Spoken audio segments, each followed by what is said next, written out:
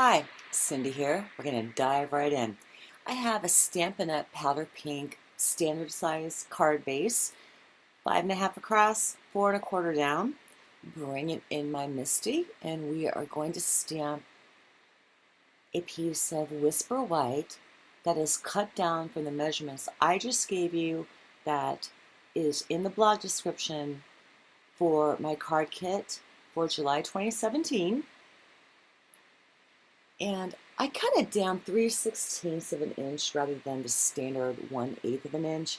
I wanted a little bit more of the powder pink around the margin of the Whisper White, just so you can see it better. And you're listening to me because there's really not much going on card-wise right now. But I'm picking out my images. As you can see down there at the bottom, the flowers, they are meant to be blotchy.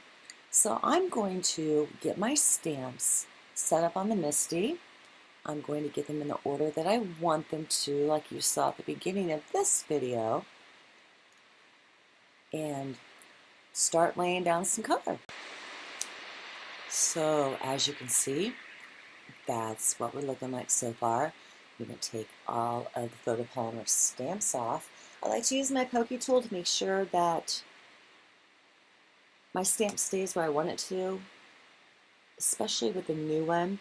So we're going to be using powder pink, smoky slate, and I accidentally grabbed my basic gray archival ink rather than the basic gray regular ink.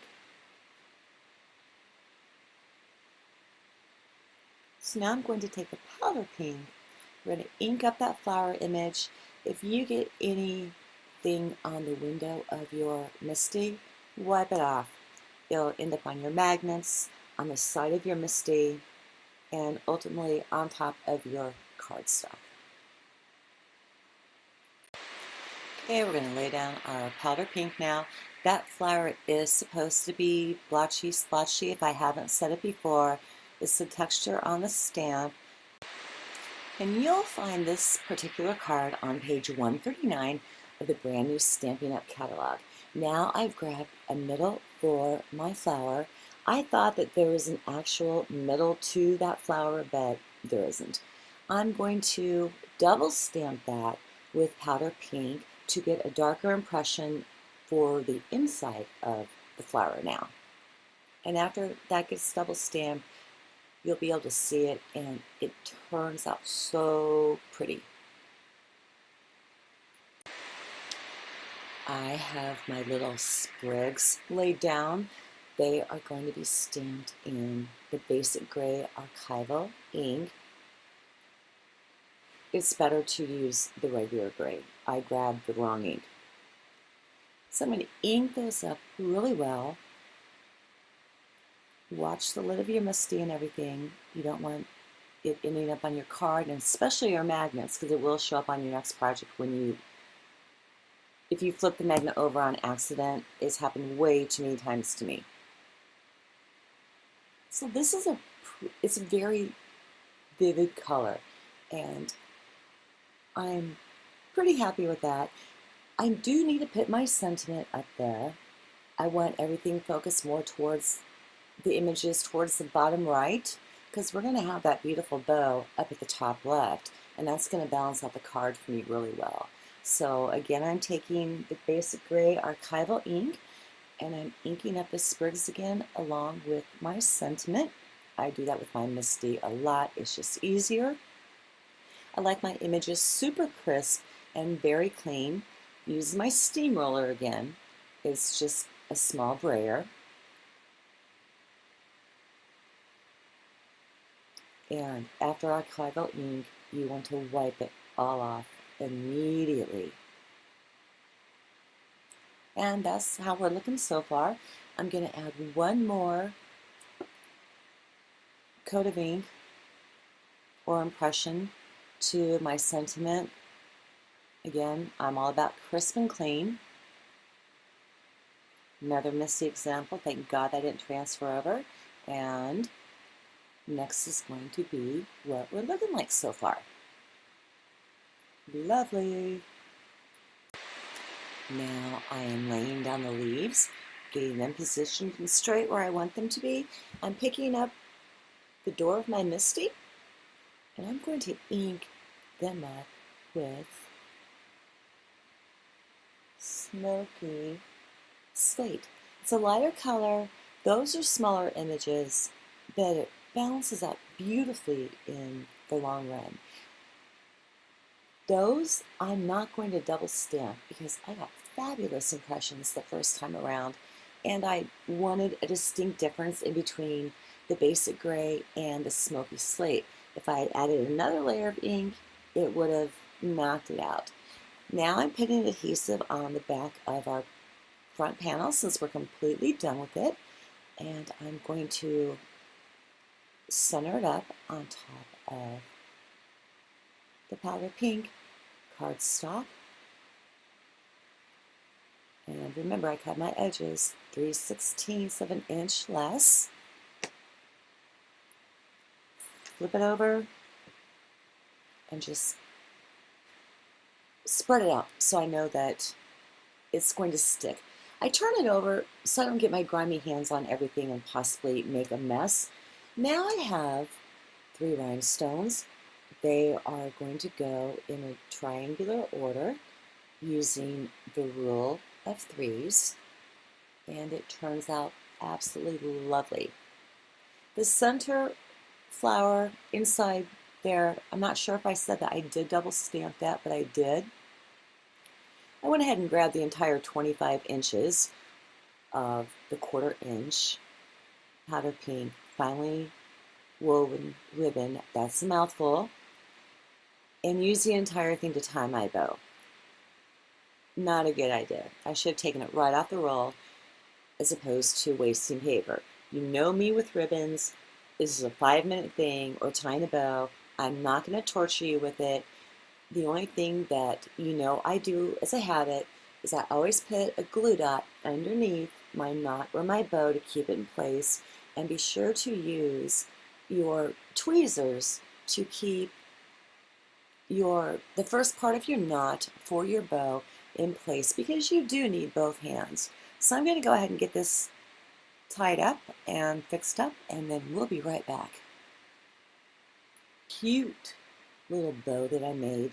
I did change 2 things on this card from the catalog. So that being said, at this point in time, it's pretty much mine. We're going to go ahead and work on the inside, and you will receive a panel for that as well. 20 in total. Although, you know what? You only really need 10. My bad. We're going to, wow, my big time bad. Oh my gosh. Okay, we're going to stamp the inside and doll that up a little bit. So I grabbed one of the smaller flowers from the Blooms and Wishes stamp set. I'm going to grab another one of the small leaves, and I'm going to ink that up in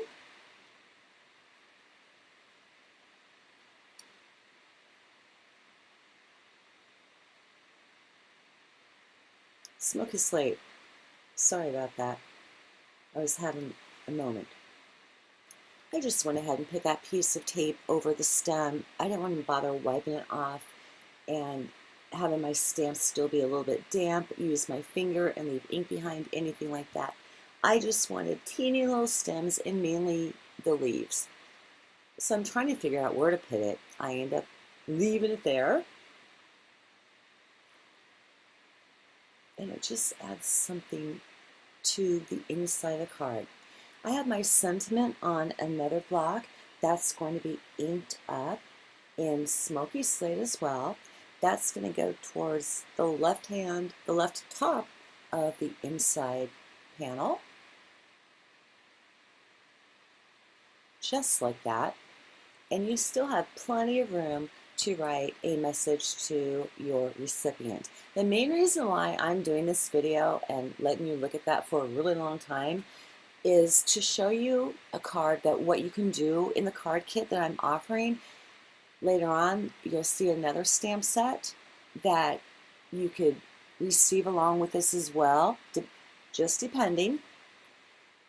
So I've adhered our panel to the inside of the card, and I flip it over, run my hands over it just in case any ink is still wet, and it'll go on the scratch paper underneath the card as opposed to me closing the card and trashing the front of it.